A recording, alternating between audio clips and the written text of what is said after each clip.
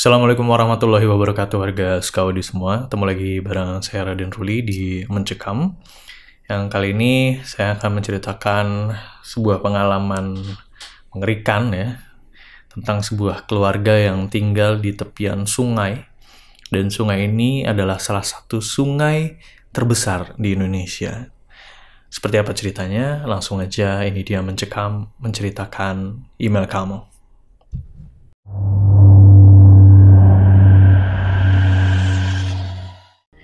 Saya dan keluarga tinggal di tepian atau pinggiran sungai, yang mana sungai ini adalah salah satu sungai terbesar di Indonesia. Dan mungkin kalau dihitung tahun ya, keluarga saya ini udah ratusan tahun tinggal di dekat sungai ini ya. Jadi sebenarnya rumah kita tuh nggak di tepinya banget, agak jauh ya, agak jauh. Cuma memang di antara rumah kita dan sungai itu nggak ada bangunan lain. Ada sih semacam kayak warung-warungan kecil gitu. Bapak tuh punya semacam kios bensin yang mana ada sampan-sampan yang menggunakan motor ya melewati sungai itu, dan kadang mereka suka ngisi dulu bensin ya di kios milik bapak ini. Dan selain bensin ya ada juga makanan-makanan yang bisa dibeli ya di situ. Ya ibaratnya warung lah ya, ibarat warung yang menyediakan bensin eceran. Kalau ditanya suka apa enggak tinggal di tepian sungai ini, sebenarnya kalau ngomongin sukanya ya banyak ya, dimana pemandangannya bagus, udaranya juga sejuk gitu.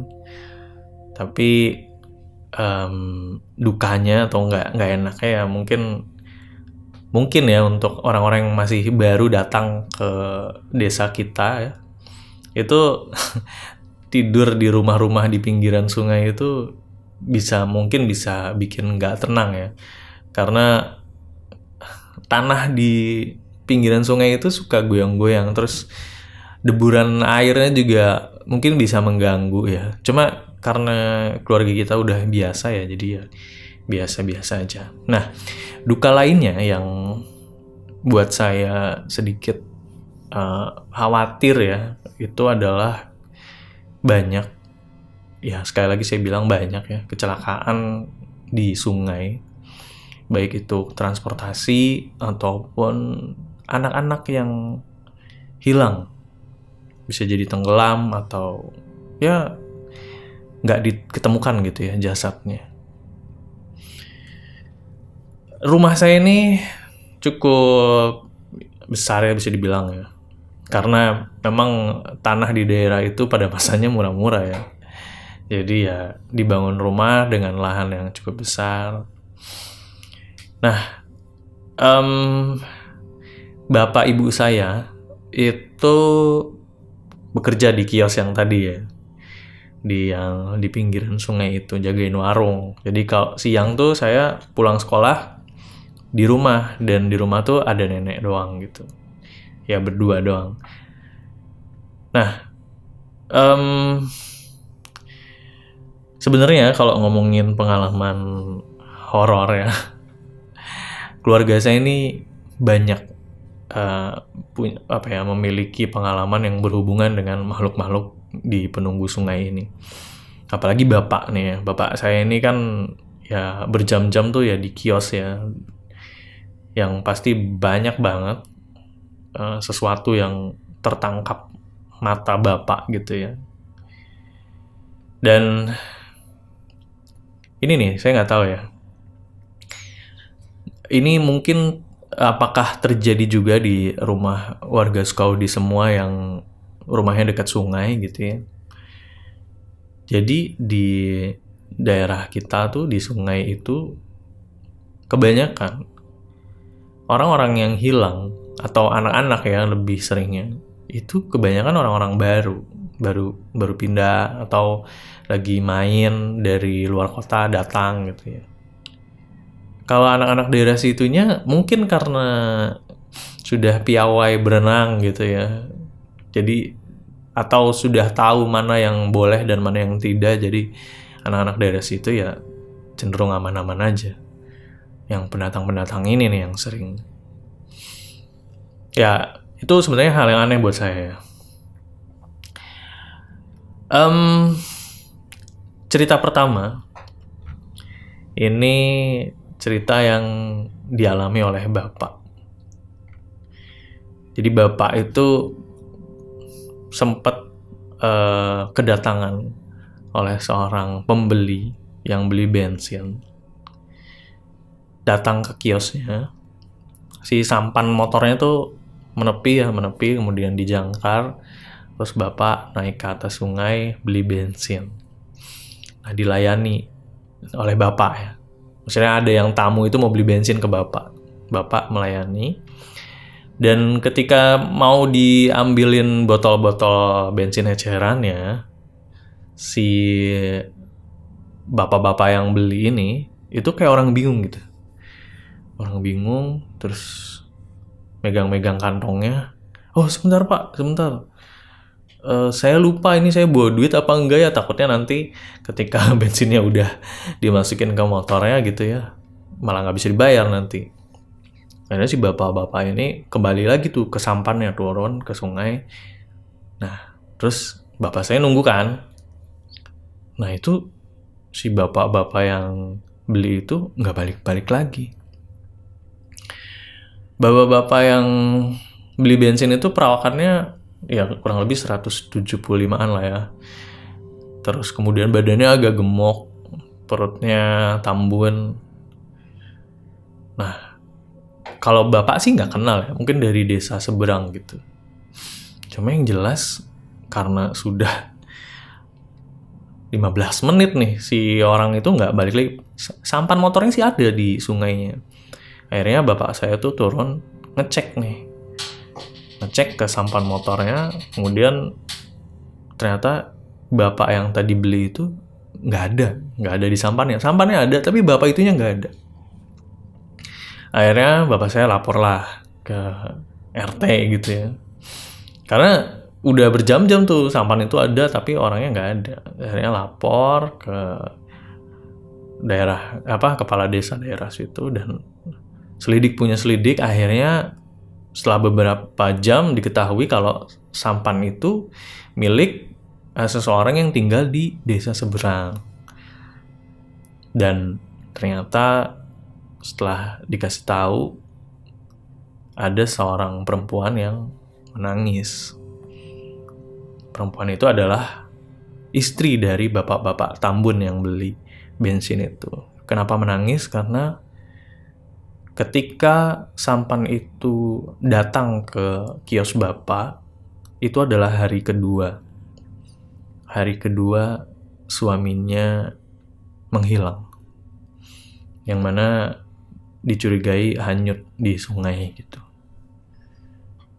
Dan bapak yang semakin bingung gitu ya, karena bapak merasa bertemu langsung gitu dengan si bapak-bapak tambun itu. Perawakan dan segala ciri-cirinya itu menunjukkan kalau si pembeli itu adalah suami dari ibu yang menangis ini gitu.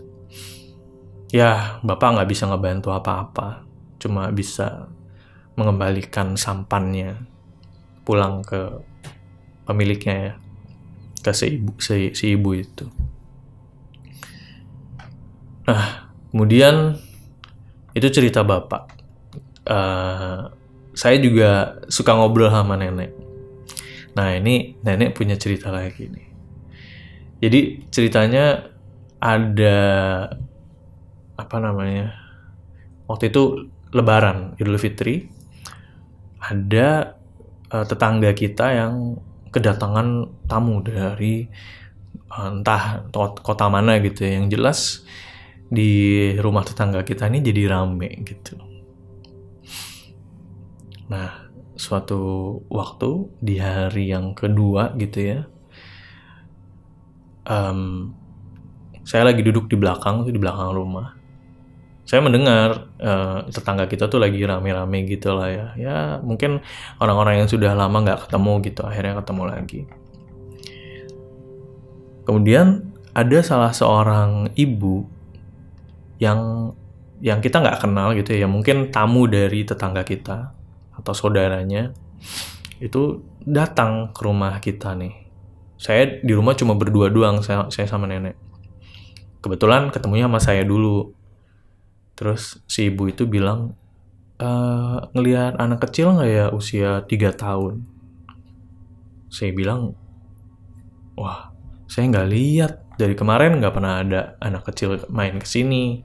Apalagi yang ciri-cirinya yang dikatakan ibu itu ya, 3 tahun itu terlalu kecil sih. Memang anak kecil seusia 3 tahun tuh kan lagi aktif-aktifnya ya. Saya nggak ngerti sih. Harusnya orang tuanya lebih hati-hati ya, punya anak yang lagi aktifnya gitu, tinggal di dekat sungai. Terus akhirnya kami cuma bisa bantu mencari kesana kemari, bertanya dengan tetangga-tetangga sekitar, tapi tidak didapati anak berusia 3 tahun itu. Si ibu ini jelas semakin menangis, histeris gitu ya ketika ingat anaknya. Ya sekali lagi, saya dan keluarga tidak bisa banyak membantu. Cuma nenek saya tuh kadang suka gini ya, nggak tahu ya, ini hal yang mungkin kebetulan. Tapi nenek saya tuh selalu punya firasat kalau terjadi hal-hal yang begitu ya, entah kecelakaan di sungai atau ada yang menghilang di sungai gitu. Nenek saya tuh kadang suka punya firasat. Entah firasatnya tuh tiba-tiba ada angin yang masuk, angin besar masuk ke rumah gitu ya, atau gimana. Nah, waktu itu nenek berfirasat dan bilang ke saya, kita lihat besok siang, kata nenek gitu. Emang besok siang ada apa, Nek? Nggak tahu, nenek, perasaan nenek aja bilang kalau besok siang akan ada titik terang untuk penemuan anak 3 tahun ini. Ya, karena sekali lagi ya, mungkin itu kebetulan dan saya adalah orang yang sering mendengar hal-hal seperti itu dari nenek. Ya sudah, saya sih percaya-percaya aja gitu ya. Dan keesokan harinya, tepat jam 12 siang, itu saya lagi main di kios bapak gitu ya. Lagi main di daerah situ, terus kemudian jalan-jalan ke tepian sungai gitu ya. Itu saya ngelihat ada jasad anak kecil yang mengambang di sungai gitu ya, yang pakai semacam dress anak-anak, kemudian kalungnya itu pakai manik-manik berwarna-warni gitu ya. Dan ternyata anak kecil tersebut adalah anak yang dicari sedari kemarin gitu ya, oleh tetangga kita. Ya, tentunya jasad itu sudah tidak bernyawa.